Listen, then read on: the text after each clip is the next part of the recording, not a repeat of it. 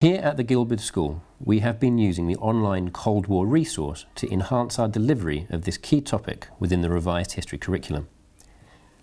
Although we have successfully taught the topic for many years using a combination of PowerPoint presentations, textbooks and unrelated web links, we have found by adopting this comprehensive online resource, we have significantly improved both our teaching of the topic and students' achievement.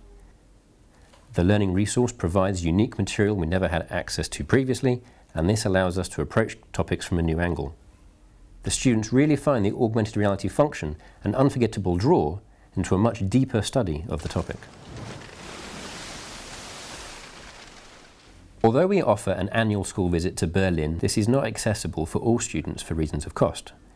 This resource features so much unique locational video footage, many of the locations of which we could not possibly hope to visit, which include former interrogation cells at the Stasi prison, an interview with Frederick Forsyth about his time as a spy, a former British intelligence officer discussing the agents that he ran across the Berlin Wall, and even a tour inside a real nuclear bunker.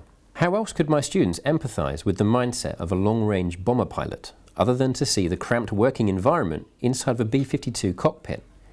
Footage from the bomb bay of Britain's nuclear deterrent, the Vulcan V bomber, helps students get closer to the reality of the issues studied. All of these unique locations and insights are available to enhance, excite and immerse the learner to aid their overall understanding of the complex issues surrounding this most dangerous of times. The clear presentation, structure and resource discovery built into the navigation aids both the teachers and students to be able to find their way to the relevant material quickly and efficiently. The online nature of the resource allows students to be able to revisit the resource anytime, anywhere.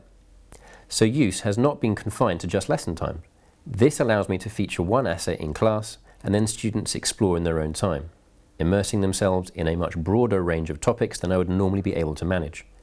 I've used the interactive augmented reality resources both in groups and individually to help draw in the learner to engage with more complex topics, using the hook of the animation to stimulate discussion and debate and to encourage the students to articulate not only what is being represented, but also challenge their understanding at certain points during the term. I have previously found teaching topics like the Berlin Wall and the Cuban Missile Crisis a struggle with some classes.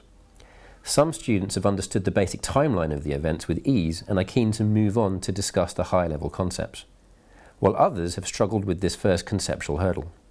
What we have found is that classes using this resource have got to grips with the topics far sooner, giving us more time to spend developing their analytical skills.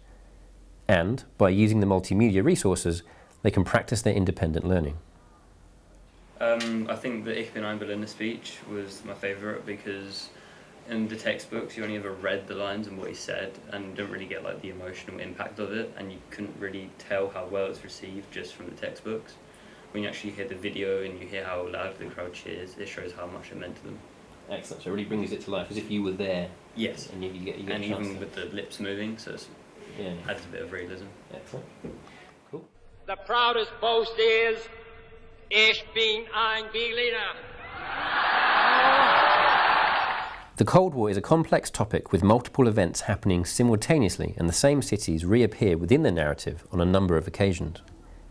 In the past, this has often confused students who find it hard to distinguish between different but similar sounding events.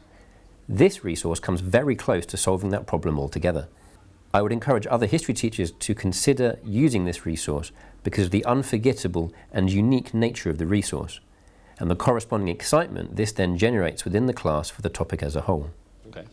Excellent. And what about the Blackbird itself then? The Blackbird is like, it was so much faster than the U2, and I didn't realise that it was that much quicker. Okay. And also, I just thought the styling was for aerodynamics, but it was also to deflect off like radar signals and stuff like that, and I didn't realise it could almost like outpace a surface-to-air missile. Wow, okay, so that's quite impressive. And it was sort of used because they sort of felt like they had to catch up with like the Soviet technology, so they created this to almost just show like, how much better they are than the Soviets. Right, okay, so it feeds directly into that arms race, even within how they spy on each other. Yeah. They're competing.